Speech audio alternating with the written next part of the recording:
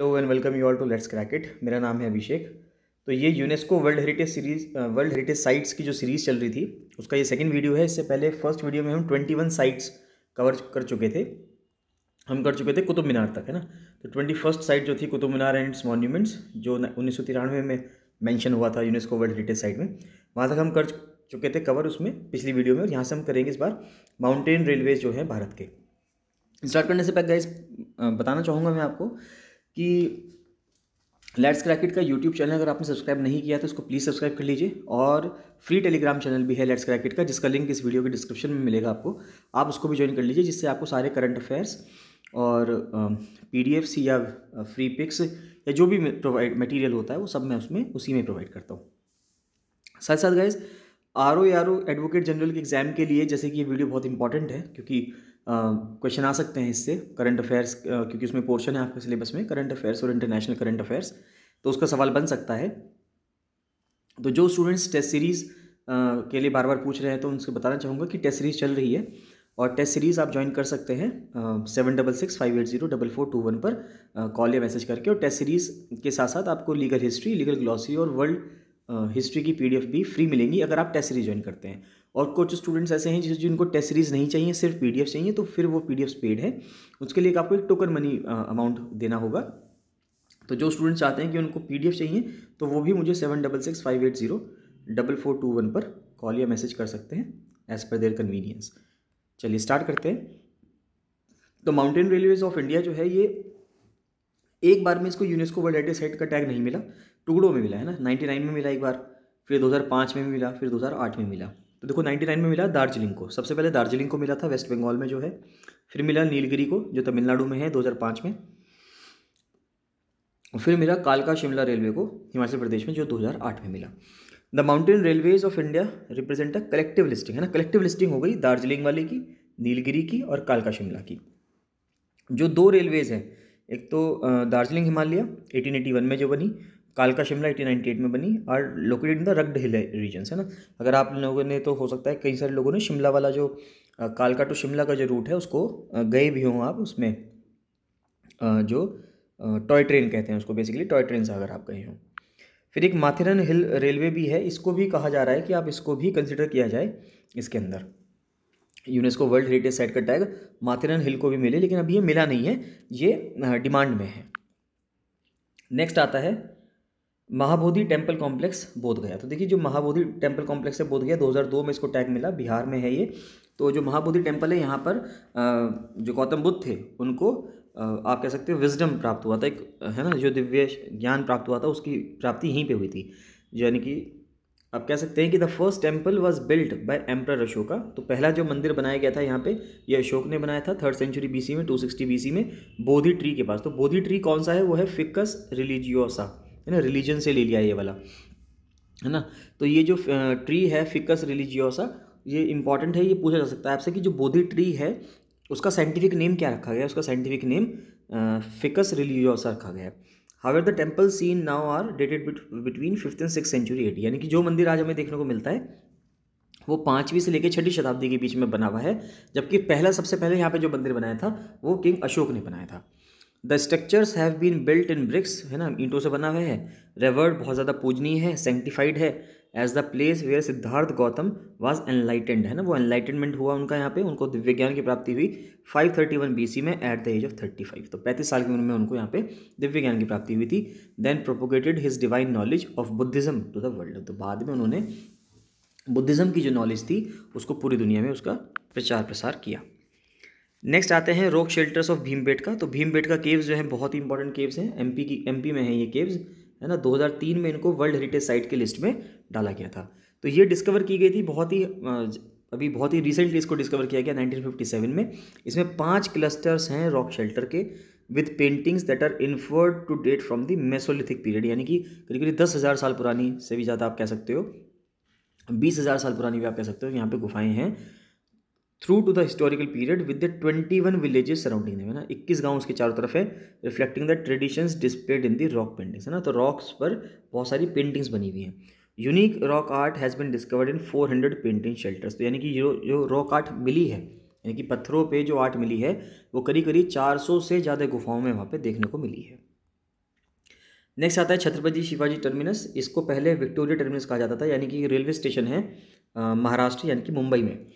तो Chhatrapati Shivaji terminus is a historic railway station, है ना। ये क्या है, रेलवे स्टेशन है मुंबई में, और ये साथ ही साथ हेडक्वार्टर भी है सेंट्रल रेलवे का। तो आपको यहाँ से ये भी पता चल जाता है, ये क्वेश्चन पूछ सकते हैं कि हेडक्वार्टर्स कभी मिलान करने के लिए आ जाते हैं कि नॉर्थ वेस्ट रेलवे का हेडक्वार्टर कहाँ पे है, वेस्टर्न रेलवे का हेडक्वार्टर कहाँ पे है ना, पश्चिमी रेलवे का हेडक्वार्टर कहाँ पे है, उत्तरी रेलवे का हेडक्वार्टर कहाँ पे है, तो ये पूछने के लिए आ सकता है। तो इसी तरह से सेंट्रल रेलवे का जो हेडक्वार्टर है वो छत्रपति शिवाजी टर्मिनस मुंबई में है, जिसका जो स्टेशन था उसको डिज़ाइन किया था फ्रेडरिक विलियम स्टीवंस ने, और जो उस टाइम पे बनाया गया था ये 1887-1888 में। It took 10 years to complete and was named Victoria Terminus, है ना। तो विक्टोरिया टर्मिनस जो उस टाइम पे क्वीन और एम्प्रेस थी भारत की, क्वीन विक्टोरिया, उनको ऑनर करने के लिए इसका नाम विक्टोरिया टर्मिनस रख दिया गया। बाद में इसको चेंज करके छत्रपति शिवाजी टर्मिनस रख दिया गया। This famous architectural landmark in Gothic style में है, was build as the headquarter of the Great Indian Peninsular Railway. तो उस टाइम पे जो ग्रेट इंडियन पेनिनसुलर रेलवे था उसका हेडक्वार्टर भी इसको बनाया गया था। देखिए सेम चीज़ हिंदी में भी लिखी हुई है, तो आप लोग जो है हिंदी वाले हिंदी में पढ़ लीजिएगा यहाँ पे। नेक्स्ट आता है चंपानेर पावागढ़ आर्कियोलॉजिकल पार्क। तो ये 2004 में ऐड किया गया, गुजरात में है ये। देखिए इसमें आपको मेन बात ये रखनी है कि याद जो रखनी है वो ये है कि ये कौन सी साइट किस राज्य में है ना। बेसिक ये चीज़ आपको याद रखनी है। क्रोनोलॉजी में लगाने के लिए मुश्किल है, ये आएगा कि 2004 में किसको इंक्लूड किया, 2007 में किसको इंक्लूड किया, फिर भी ईयर्स मैंने लिख दिए हैं यहाँ पे। लेकिन ये ज़्यादा जरूरी याद रखना है आपको कि कौन सी UNESCO world heritage site Bharat के किस राज्य में है, ये बहुत इंपॉर्टेंट है। तो Champaner Pavagadh archaeological park is situated in the Panchmahal district in Gujarat, ठीक है। तो पंचमहल डिस्ट्रिक्ट में। फिर रेड फोर्ट कॉम्प्लेक्स आता है, 2007 में इसको इंक्लूड किया गया, ये दिल्ली में है। तो red fort also known as the Lal Qila, इसको लाल किला कहा जाता है हिंदी में। इसको जो बनवाया था वो बनवाया था शाहजहाँ ने, ठीक है। और 5th मुगल एम्परर थे ये, as part of his new capital city of Shahjahanabad. तो शाहजहानाबाद जो आज का दिल्ली है एक तरह से वो शाहजहानाबाद था वहाँ पे। तो रेड फोर्ट जो बनवाया था वो शाहजहाँ ने बनवाया था अपने लिए। Isfahan the Persian capital is said to have provided the inspiration to build the Red Fort complex. तो रेड फोर्ट बनाने की जो इंस्पिरेशन मिली वो कहाँ से मिली, पर्शिया यानी आज का जो ईरान है, उस टाइम पे जो पर्शिया की कैपिटल हुआ करती थी इस्फहान, वहाँ से इंस्पिरेशन ली है और उसके तहत रेड फोर्ट को बनाया गया है। नेक्स्ट आता है जंतर मंतर जयपुर का। जंतर मंतर 5 जगह हैं, बहुत ही फेमस ये एक बिल्डिंग है। तो जंतर मंतर इसको 2010 में इंक्लूड किया गया, जयपुर राजस्थान का। तो Jantar Mantar in Jaipur is a collection of architectural astronomical instruments build by Maharaja या सवाई राजा जयसिंह, है ना। तो सवाई राजा जयसिंह यानी किंग राजा जो थे जयसिंह जो थे, उन्होंने इसको बनाया था अपनी नई कैपिटल जो जयपुर, उन्होंने कैपिटल सिटी जो बनाया था। देखो जय सिंह के नाम से ही जयपुर का नाम रखा गया है, 1727 से लेकर 1734 के बीच में। It is modelled after the one that he had built at the Mughal capital of Delhi. तो दिल्ली में भी जंतर मंतर है और इसको वापस से फिर उन्होंने जयपुर में भी एक जंतर मंतर बनाया। He had constructed a total of 5, है ना, 5 जंतर मंतर बने हुए हैं, including facilities at once at Delhi and Jaipur. Delhi और जयपुर में तो है ही, बाकी 3 आप बताएंगे कहाँ कहाँ पे हैं, और वो आप मुझे कमेंट सेक्शन में कमेंट करके बताएंगे कि 5 कौन कौन सी जगहें हैं जहाँ पर जंतर मंतर बना हुआ है।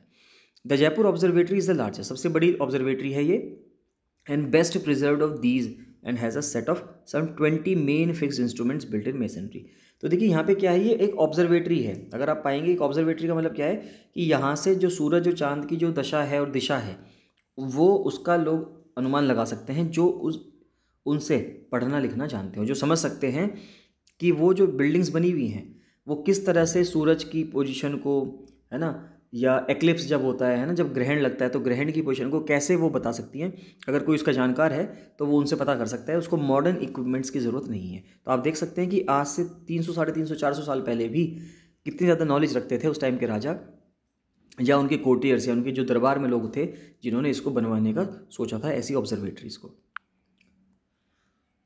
नेक्स्ट आता है वेस्टर्न घाट्स। देखिए वेस्टर्न घाट्स में कई सारी रेंज हैं, पूरा वेस्टर्न घाट्स को जो है वो यूनेस्को वर्ल्ड हेरिटेज साइट में इंक्लूड कर दिया गया और वेस्टर्न घाट्स 2012 में किया गया इसको। तो देखो इसके अंदर क्या क्या है, इसके अंदर है अगस्तमलाई है, फिर पेरियार है केरला का, और अगस्तमलाई भी केरला में है, अनामलाई ये केरला में, फिर नीलगिरी ये तमिलनाडु में, ताल कावेरी ये कर्नाटक में है, ताल कावेरी से कावेरी नदी निकलती है, कुद्रेमुख ये कर्नाटक में है, और सह्याद्री ये महाराष्ट्र में। तो आप ये ध्यान रखेंगे कि ये सभी रेंजेस कौन सी रेंजेस किस किस राज्य में, ये ध्यान रखने की चीज़ है। क्वेश्चन पूछा जा सकता है, मैच द फॉलोइंग करके आ सकता है कि पेरियार कहाँ पर है, अनामलाई कहाँ पे है, नीलगिरी कहाँ पे है, ताल कावेरी कहाँ पे है। तो ये अगर आपको मैच द फॉलोइंग में आ जाता है तो एक सवाल आपका यहाँ से बन जाएगा। तो कह रहा है कि वेस्टर्न घाट्स को हम सह्याद्री माउंटेन्स भी कहते हैं, mountain range along the western side of India. तो देखो अगर ये मान लेते हैं ये भारत है, तो ये भारत का पेनिनसुलर पार्ट है, यानी कि जो नीचे का पार्ट है पेनिनसुला का, वो वाला पार्ट है। तो यहाँ पर आप देखेंगे ये जो इस तरह से पैरेलल इसकी जो रेंज चलती है ना, इस तरह से, तो ये तो वेस्टर्न घाट्स है ना, और ये इधर जो है ये ईस्टर्न घाट्स। ईस्टर्न घाट्स मतलब जो पूर्व में है, और वेस्टर्न घाट्स यानी कि जो पश्चिमी पठार है, यानी कि पश्चिम में जो है। तो वेस्टर्न घाट्स ये पैरेलल है। यहाँ पे महाराष्ट्र में आप देखोगे तो उसको सह्याद्री कहेंगे, कर्नाटका में जाओगे तो उसको ताल कावेरी और कुद्रेमुख कहेंगे, और फिर यहाँ केरला में आ जाओगे तो उसको पेरियार कहेंगे, और नीचे तमिलनाडु में इसको नीलगिरीज कहेंगे, या नीचे केरला में इसको अगस्तमलाई भी कहेंगे। तो ये इस तरह से रेंजेस हैं सारी। A mountain range along the western side of India and one of the world's 10 hottest biodiversity spots, यानी कि बायोडाइवर्सिटी बहुत ज़्यादा है यहाँ पे। बायोडाइवर्सिटी है, जैव विविधता बहुत ज़्यादा है, क्योंकि यहाँ पे एवरग्रीन फॉरेस्ट भी मिलते हैं, ट्रॉपिकल एवरग्रीन फॉरेस्ट भी यहाँ पे देखने को मिलते हैं, क्योंकि यहाँ पे बारिश बहुत होती है on the west side of western Ghats, यानी कि वेस्टर्न घाट्स के पश्चिमी जो साइड है। यानी कि अगर आप देखेंगे, मैं दोबारा बनाता हूँ, यहाँ पे जो वेस्टर्न घाट्स है, देखिए यहाँ से हवाएँ आती हैं, रेन बियरिंग विंड्स कहते हैं जिनको, जिनमें हवाएँ आती, हवाओं में जिनमें नमी होती है, वो आती हैं इस तरह से पहाड़ों से टकराती हैं, वेस्टर्न घाट से टकराती हैं, और वेस्टर्न घाट्स पे खूब ज़्यादा बारिश करती हैं। तो देखिए वेस्टर्न घाट्स का ये वाला हिस्सा तो बहुत ज़्यादा बारिश हो जाती है इस पर तो, लेकिन जो वेस्टर्न घाट्स का ये वाला इधर वाला हिस्सा है, ये बेचारा सूखा रह जाता है। अगर आप पाएंगे तो यहाँ पे मुंबई में बाढ़ आती है, और इधर है पुणे, तो पुणे सूखा रह जाता है ना। पुणे में बाढ़ नहीं आती, पुणे सूखा रहता है, और मुंबई में बाढ़ आती है, क्योंकि ये वेस्टर्न घाट्स है। वेस्टर्न घाट्स के यहाँ पर मुंबई है, मतलब यहाँ पर मुंबई है और यहाँ पर पुणे है, तो पुणे सूखा रहता है, मुंबई में बारिश आ जाती है। तो वेस्टर्न घाट्स एक तरह से आप कह सकते हो कि एक ऑब्स्ट्रक्शन का काम करता है एक हवाओं के लिए। तो हवाएं इसकी तरह तहत आती हैं, और यहाँ पे एक ओरोग्राफिक रेनफॉल बोलते हैं इंग्लिश में, ओरोग्राफिक रेनफॉल होती है, क्योंकि जो बादल हैं वो, या जो हवाएं हैं वो पहाड़ के थ्रू उनसे टकराकर ऊपर की तरफ उठती हैं, वहाँ पे वो ठंडी होती हैं, और फिर वो हवाएं नीचे पानी छोड़ देती हैं।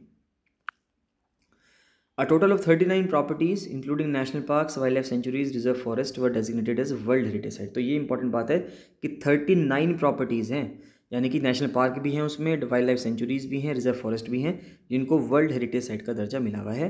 20 तो केरला में है सबसे ज़्यादा, 10 कर्नाटका में है, 5 तमिलनाडु में है, और 4 महाराष्ट्र में। ये इंपॉर्टेंट है कि किस में से कितनी कितनी साइट्स हैं। टोटल 39 साइट्स हैं जिनको वर्ल्ड हेरिटेज साइट में लिस्ट में डाला गया है, और साथ साथ 20 केरला में सबसे ज़्यादा, फिर 10 कर्नाटका में उससे कम, 5 तमिलनाडु में और 4 महाराष्ट्र में।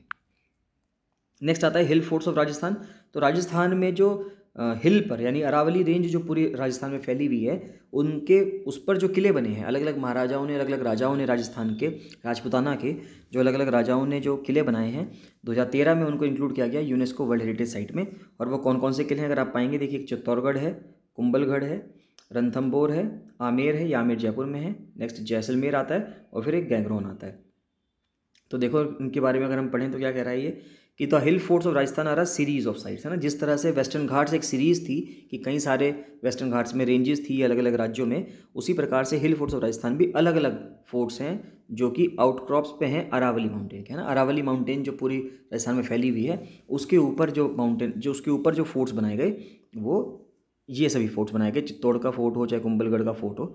दे represent a type of Rajput military architecture, है ना। राजपूत स्टाइल में बनाए हुए हैं, a style characterized by this mountain peak setting, है ना। माउंटेन पीक्स को कब्जा रखा है एक तरीके से आप कह सकते हैं, जिससे कि कोई भी राज्य पे, यानी उस टाइम का जो दरबार, उस टाइम का जो राज्य हुआ करता था किसी भी राजा का, उस पर हमला ना हो सके। Utilising the defensive properties of the terrain. तो डिफेंसिव यानी अगर आप हाइट पे हैं तो आप इजीली नीचे से जो कोई आ रहा है आप उसको मार सकते हैं, उसको आप देख सकते हैं, लेकिन नीचे बैठा हुआ जो है, नीचे जो व्यक्ति होगा वो ऊपर से आते हुए व्यक्ति को इतनी आसानी से नहीं देख सकता। Rajput forts are well known for their defensive architecture, है ना। तो डिफेंसिव के लिए, यानी कि जिससे कि अपने हम अपना जो एक तरह से आप कह सकते हो उनकी जो फोर्ट है उसको बहुत अच्छे से आप उसको डिफेंस कर सको, उसकी रक्षा कर सको। तो राजपूत के जो फोर्ट्स थे, यानी कि राजपूत आर्किटेक्चर जो था वो इस चीज़ के लिए मशहूर था। दे एनक्लोज लार्ज टेरिटरीज, है ना, बहुत बड़े बड़े होते थे वो जो महल थे, यानी आप फोर्ट्स जो थे, and even complete villages in walled compound, और कभी कभी तो पूरा का पूरा गांव जो हुआ करते थे वो भी उसके अंदर हुआ करते थे। The property consist of Chittor, है ना, चित्तौड़गढ़ का किला, कुंभलगढ़ का, रणथंभौर, गैंगरोन, आमेर का किला और जैसलमेर का किला। तो ये सभी किले जो हैं ये इसके अंदर इंक्लूड है। नेक्स्ट आता है रानी की वाव। रानी की वाव का मतलब है ये क्वींस स्टेपवेल, यानी कि एक स्टेपवेल है जहाँ पे पानी इकट्ठा होता था, है ना। ये पतन गुजरात में है, तो ये फेमस स्टेपवेल है। ग्रेट हिमालयन नेशनल पार्क ये हिमाचल प्रदेश में है, 2014 में इसको इंक्लूड किया गया था। तो great Himalayan national park Kullu में है, हिमाचल प्रदेश में। Is characterise by high alpine peaks हैं, है ना, बहुत ऊंची ऊंची यहाँ पे पीक्स हैं। एल्पाइन मेडोज, मेडोज का मतलब होता है कि जहाँ पे घास का जो मैदान होता है, इस तरह से आप कह सकते हैं। और रिवरीन फॉरेस्ट है, यानी कि बहुत ही सुंदर वहाँ पे जंगल है, वर्षावन है। It is part of the Himalaya biodiversity hotspot. और 25 तरह के यहाँ पे फॉरेस्ट टाइप मिलते हैं, जहाँ पे रिच असेंबलेज है फौना की, यानी बहुत ही बायोडाइवर्सिटी यहाँ पे बहुत ज़्यादा है, जैव विविधता बहुत ज़्यादा है, और बहुत ही प्रकार के यहाँ पे जानवर आपको देखने को मिलेंगे। नेक्स्ट है आर्कियोलॉजिकल साइट ऑफ नालंदा महाविहार, जो नालंदा में है, बिहार में। 2016 में इसको इंक्लूड किया गया, बिहार में है ये साइट। तो the Nalanda Mahavihara site is in the state of Bihar, तो ये बिहार में है। It comprises the archaeological remains, है ना, क्योंकि अब तो नालंदा विश्वविद्यालय टूट फूट गया था, है ना, कई बार उस पर इन्वेजन हुआ, कई बार उस पर हमला हुआ, तो वो टूट गया। तो it comprises the archaeological remain, जो बचे जो अवशेष हैं of a monastic and scholastic institution, है ना, मोनेस्टिक भी थी, यानी कि मोनेस्ट्री भी थी यहाँ पे, जो बुद्धिस्ट मोनेस्ट्री थी वो भी थी यहाँ पे, और स्कॉलिस्टिक यानी कि पढ़ाई भी यहाँ पे हुआ करती थी, है ना। ये 33rd BC से 13th सेंचुरी CE तक ये चली, यानी कि आप कह सकते हो कि 1300 और 1600 साल तक इसने काम किया यहाँ पे। खूब लोग यहाँ पे पढ़ने आते थे विद इन फॉर 1600 ईयर्स तक। इट इंक्लूड्स स्तूप, श्राइन, विहार, है ना, सब चीज़ें यहाँ पे। स्तूप भी हैं यहाँ पे, श्राइन भी हैं, विहार भी हैं। स्तूप जो होते थे वो एक रिप्रेजेंटेशन है, जहाँ पे जब जो बुद्धिज़्म रिलीजन का जो आप कह सकते हो जो रिप्रेजेंटेशन है, जो आप दर्शाते हो, वो स्तूप से दर्शाते हैं, है ना। फिर विहार जो है, जहाँ पे सब जो बौद्ध धर्म के लोग हैं, जहाँ पे वो मठों में बैठते हैं, उसको विहार कहते हैं, है ना। रेसिडेंशियल और एजुकेशनल बिल्डिंग भी, यानी कि रेसिडेंट भी है वहाँ पे, आप रह भी सकते हैं वहाँ पे, और एजुकेशनल बिल्डिंग भी हुआ करती थी, और यहाँ पे स्टोन और मेटल से भी यहाँ पे काम हुआ है। Nalanda stands out as the most ancient university of the Indian subcontinent. तो इंडियन सब कॉन्टिनेंट की मोस्ट एंशियंट, यानी इससे पुरानी यूनिवर्सिटी नहीं मिलेगी आपको। तो नालंदा विश्वविद्यालय जो अपने आप में बिहार में है, तो ये एक मोस्ट एंशियंट यूनिवर्सिटी पाई गई है इंडियन सब कॉन्टिनेंट की। It engaged in the organised transmission of knowledge over an uninterrupted period of 800 years. 800 सालों से भी ज़्यादा अनइंटरप्टेड वे में इसने नॉलेज प्रोवाइड की, लेकिन धीरे धीरे बीच में इंटरप्शन हुआ, लेकिन उसके बावजूद इसने काम जारी रखा, और 1600 सालों तक इसने सर्व किया। नेक्स्ट आता है Kangchenjunga national park, 2016। Kangchenjunga national park Sikkim में है, तो located in the heart of Himalayan range, Sikkim में है। Kangchenjunga includes a unique diversity of plains, valley भी है यहाँ पे, लेक भी है, ग्लेशियर भी है, स्पेक्टेकुलर स्नो कैप्ड माउंटेन्स हैं, है ना, एंशियंट फॉरेस्ट हैं, और दुनिया की तीसरी हाईएस्ट पीक है यहाँ पे माउंट कंचनजंगा। तो माउंट कंचनजंगा जो है वो दुनिया की तीसरी हाईएस्ट पीक है। नेक्स्ट आता है आर्किटेक्चर वर्क ऑफ ली कॉर्ब्यूसियर, जिन्होंने चंडीगढ़ को डिज़ाइन किया। 2016 में इसको इंक्लूड किया गया यूनेस्को वर्ल्ड हेरिटेज साइट की लिस्ट में। और 17 साइट्स ऐसी हैं अलग अलग देशों में जिस पे ली कॉर्ब्यूसियर ने काम किया। उसमें से एक साइट थी चंडीगढ़ की, जिसको चंडीगढ़ शहर को यूनेस्को वर्ल्ड हेरिटेज साइट की लिस्ट में डाल दिया गया है। नेक्स्ट आता है अहमदाबाद सिटी। तो अहमदाबाद सिटी को भी पूरे 2017 में इसको इंक्लूड कर लिया गया, अहमदाबाद गुजरात को, यूनेस्को वर्ल्ड हेरिटेज साइट की लिस्ट में।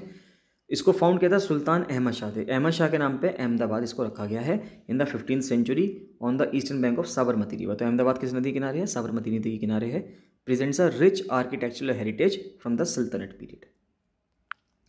नेक्स्ट आता है Victorian and art deco assemblage of Mumbai. ये बहुत ही इंपॉर्टेंट है, 2018 में इसको इंक्लूड किया गया। विक्टोरियन स्टाइल में जो भी बिल्डिंग्स वहाँ पे बनी हुई हैं मुंबई में, उसको इसमें इंक्लूड किया गया है। तो ये महाराष्ट्र में है, मुंबई में।